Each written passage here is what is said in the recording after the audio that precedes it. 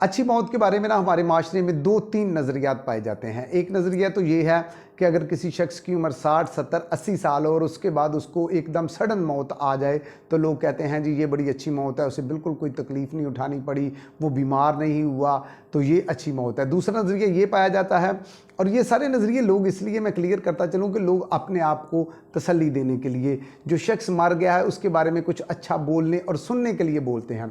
दूसरा नज़रिया वो ये कहते हैं कि अगर कोई शख्स बीमार हो, कुछ उसके अजीज़ उसकी खिदमत करे तो वो कहते हैं जी चलें जी ये बड़ी अच्छी मौत है, हमें कुछ खिदमत का मौका तो मिला।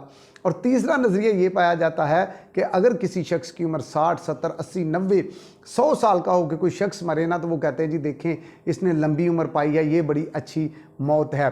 और ये तीसरा नज़रिया जो है ना, ये बाइबली नज़रिए से मिलता है, क्योंकि बाइबल भी लंबी उम्र को जो है, उम्र की दराजी को जो है वो ब्लेसिंग कहती है। अगर देखें ना हम, तो कुछ माशरे, कुछ कौमें ऐसी भी हैं जो खुदा को नहीं मानती, जो यीशु मसीह पर ईमान नहीं रखती, लेकिन उनकी उम्रें भी लंबी होती हैं। तो उनकी उम्रें कैसे लंबी होती हैं? तो इसके लिए ज़बूर में लिखा है कि इंसान की उम्र 70 बरस और अगर कुव्वत हो तो 80 बरस है। कुव्वत हो से हम मुराद ये लेते हैं कि कुव्वत हो का मतलब है कि अगर अकल हो, तो अकल हो से क्या मुराद है कि आप अपना ख्याल रखते हैं, आप अच्छी डाइट लेते हैं, आप हर तरह के मौसमी असरात से अपने आप को बचा के रखते हैं। कोरोना के दिनों में ना लोग बड़ी उल्टी सीधी बातें करते थे कि ये जी हम मास्क नहीं पहनेंगे, हम सैनिटाइज़र नहीं लगाएंगे। तो मैं उन्हें कहता था कि भाई आपसे कौन सी ये लोग बुरी बात कह रहे हैं, ये तो आपको ज़िंदगी से प्यार करना सिखा रहे हैं, बल्कि ये लोग तो खुदा के मंसूबे का साथ दे रहे हैं, क्योंकि खुदा भी चाहता है कि आप एक सेहतमंद ज़िंदगी गुजारें। इसलिए ये लोग अगर आपको मास्क पहनने के लिए कह रहे हैं, सैनिटाइज़र इस्तेमाल करने के लिए कह रहे हैं, तो ये तो आपकी सेहत के लिए, आपकी उम्र की दराजी के लिए कह रहे हैं, और यही खुदा का मंसूबा है, ये कोई आपके ख़िलाफ़ लोग नहीं हैं। इसी तरह एक दफ़ा मैं इधर से गुजर रहा था, मट्टी बड़ी उड़ रही थी, तो मैंने अपने मुंह को ढांपना चाहा, तो मेरे कुछ दोस्त थे, उन्होंने देखा सर जी मट्टी में ही जाना है, आप मट्टी से इतना बच रहे हैं। तो मैंने उन्हें कहा कि हम वक्त से पहले ही ना मट्टी में लेट जाएं। जब तक खुदा ने हमें ये ज़िंदगी दी हुई है, ये ज़िंदगी जैसी नेमत दी हुई है, इसकी हिफाजत, इसकी कदर करना मेरा और आपका फ़र्ज़ है। इसलिए जो लंबी उम्र लोग अपना ख्याल रख के पाते हैं, वो बाइबल के दूसरे साइड को, दूसरे नज़रिए पे अमल करते हैं कि कुव्वत हो तो। अच्छा, बात मैं कर रहा था अच्छी मौत की, कि लोग इस तरह कहते हैं कि अगर सडन मौत आ जाए, कुछ को खिदमत करने का मौका मिल जाए, लंबी उम्र को वो कहते हैं, लंबी उम्र के बाद अगर मौत आए तो उसको वो अच्छी मौत कहते हैं। लेकिन अगर हम कलाम खुदा में से देखें ना, तो बाइबल किस मौत को अच्छी मौत कहती है? तो इसके लिए ज़बूर 116 में लिखा है कि खुदावंद की निगाह में उसके मुक़द्दसों की मौत जो है वो ग्रां कदर है, यानी वैल्यूएबल है। इसी तरह मुकाशफा की किताब में लिखा है कि लिख मुबारक हैं वो मुर्दे जो अब से खुदावंद में मरते हैं, यानी मसीह में मरते हैं। इसी तरह इमसाल की किताब में लिखा है कि सादक मरने पर भी उम्मीदवार है। और इसी तरह गिनती नंबर्स 23 में लिखा है कि काश मैं सादकों की मौत मरूं और मेरी आकबत भी उन्हीं की मानद हो। यानी बाइबल जिस मौत को अच्छी मौत कह रही है, या वैल्यूएबल जिस मौत को कह रही है, वो तो सादकों की मौत है, वो तो रास्तबाजों की मौत है, वो तो ईमानदारों की मौत को अच्छा मौत कह रही है। अच्छा, अब सादक कौन है, ईमानदार कौन है, रास्तबाज कौन है? तो इन शॉर्ट सिंपल जो बात है ना सादक के बारे में या ईमानदार के बारे में, वो ये है कि जो शख्स गुनाह के ख़िलाफ़ है, जो शख्स गुनाह से बाज रहता है, वो सादक है। और हमारे मसीही ईमान के मुताबिक ये है कि जो यीशु मसीह को खुदा का मुजस्सम कलमा मानता है, जो इस बात पे यकीन रखता है कि यीशु मसीह खुदा का बेटा है, कुंवारी मरियम से पैदा हुआ, उस मसलूब हुआ, मर गया, दफन हुआ, तीसरे दिन मुर्दों में से जी उठा, खुदा बाप की दाहिनी तरफ बैठा है और वहाँ से जिंदों और मुर्दों का इंसाफ करने के लिए दोबारा आएगा। जो शख्स ये ईमान रखता है ना, वो ईमानदार है, वो मसीही ईमान के मुताबिक वो सादक है। अब देखें, सादक तो हम बन गए मसीह के कफ़ारे पे यकीन लाने से, मसीह के कफ़ारे को कबूल करने से, मसीह को खुदा का कलमा मानने से हम सादक बन गए। इसमें हमारी कोई मेहनत नहीं है, इसमें हमारी कोई खूबी नहीं है, कोई नेकी नहीं है जिसकी वजह से हम सादक बने हैं। लेकिन देखें, अब हम कफ़ारे की वजह से सादक बन गए हैं, लेकिन अब हमने अपने इस सादक होने का इजहार कैसे करना है, हमने अपनी रास्तबाजी को कैसे साबित करना है? हमने अपने अच्छे कामों से, हमने अपने रास्त कामों से जो है, हमने भलाई के कामों से, नेक कामों से अपने आप को सादक सादक और रास्तबाज साबित करना है। क्योंकि कुछ ना इस तरह की तालीम दी जाती है कि देखें अब हम यीशु मसीह के कफ़ारे की वजह से हमने निजात पा लिया, अब हमें कुछ करने की ज़रूरत नहीं है। निजात हमने मुफ्त पाई है यीशु मसीह के कफ़ारे की वजह से, फ़ज़ल के वसीला से, लेकिन अपनी रास्तबाजी का जो इजहार करना, अपने सादक होने का इजहार जो करना है वो मेरे और आपके अमाल, मेरे और आपके कामों से होगा। इसलिए ये बात है कि सादक आपने अपने किरदार से, अपने मसीही चाल चलन से आपने सादक बनना है। इसी तरह देखें ना, जब कोई मर जाता है ना तो सोशल मीडिया का दौर है, हर बंदा फेसबुक, ट्विटर, व्हाट्सएप सब कुछ यूज़ करता है, तो एक लाइन लग जाती है, लोग लिखना शुरू कर देते हैं RIP यानी रेस्ट इन पीस। और फिर कुछ लोग इस तरह की दुआएं भी देते हैं कि खुदा तुम्हें इब्राहिम की गोद में जगह दे। देखिए ये बड़ी अच्छी दुआ है, बड़ी अच्छी बात है। रेस्ट इन पीस का भी मतलब है कि खुदा आराम की जगह दे।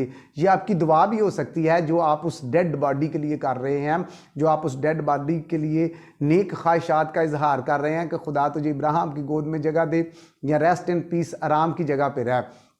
लेकिन देखें, सिर्फ हमारे दुआ करने या हमारे ख्वाहिश करने से वो शख्स ना तो आराम में और ना ही बेआरामी में जा सकता है, ना ही वो इब्राहिम की गोद में और ना ही वो दूसरी जगह पे जा सकता है। कैसे वो जाएगा? लोग चाहते हैं कि हम सादकों की मौत मरें, जैसे गिनती 23 बाब में लिखा है ना कि काश, गुलाम ख्वाहिश करता है कि काश मैं सादकों की मौत मरूं। आज भी लोग ख्वाहिश करते हैं, आज भी लोग दुआ देते हैं कि इब्राहिम की गोद में जा, लेकिन लोग सादकों की ज़िंदगी गुजारना नहीं चाहते। सादकों की मौत तो मरना चाहते हैं, रास्तबाजों की वो ज़िंदगी नहीं गुजारना चाहते। अपने अमाल से, अपनी बातों से अपने आप को वो सादक और रास्तबाज साबित नहीं करते। इसलिए ये दवा देना आपकी ख्वाहिश हो सकती है, आपकी दुआ हो सकती है, लेकिन इसका तल्लक आपके कामों से है, आपकी मेहनतों से आप आराम पाएंगे।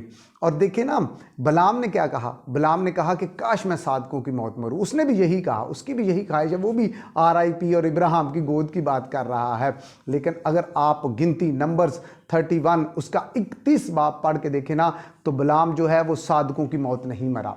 इसी तरह मेरे और आपके RIP कहने से या इब्राहिम की गोद में जगह देने के लिए कहने से वो शख्स इब्राहिम की गोद में नहीं जाएगा, वो आराम की जगह पे नहीं जाएगा, बल्कि जब तक वो सादक ना बने तब तक वो आराम की जगह पे नहीं जा सकता, तब तक वो इब्राहिम की गोद में नहीं जा सकता। इसलिए मुझे और आपको इस बात का ख्याल रखना चाहिए कि बाइबल उम्रों की बात नहीं करती। कहीं भी बाइबल में उम्र को सादक होने के साथ नहीं अटैच किया गया।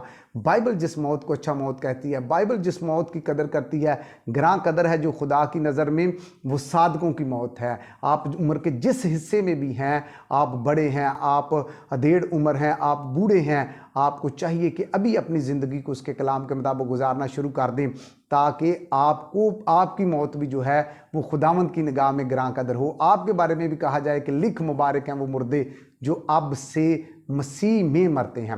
और मैं इब्राहिम की बात कर रहा था, तो इब्राहिम का इस बात के बारे में, मौत के बारे में, अच्छी मौत के बारे में, आराम की जगह के बारे में आप इब्राहिम का बयान देख लें। बुजुर्ग इब्राहिम, लाजर और अमीर आदमी की शख्स की कहानी में आप देख लें, वो ज़ख्मों से भरा है, और जब वो मर गया तो वो अमीर शख्स इब्राहिम से क्या कहता है कि इसे भेज, ये मेरी ज़बान को आके एक कतरे से तार कर दे। तो इब्राहिम का बयान बड़ा खूबसूरत है। बुजुर्ग इब्राहिम कहते हैं कि मेरे और तुम्हारे दरमियान गड़ा है, हमारे और तुम्हारे दरमियान गड़ा है। यानी ये गड़ा क्या है? ये जुदाई है उस गुनाह की वजह से।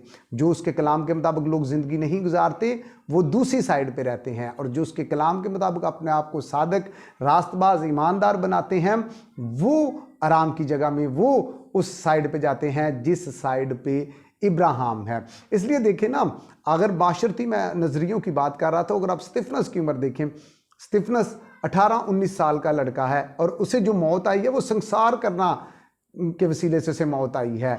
और बाइबल के मुताबिक, शरीयत के मुताबिक संसार करना कोई अच्छी मौत नहीं थी।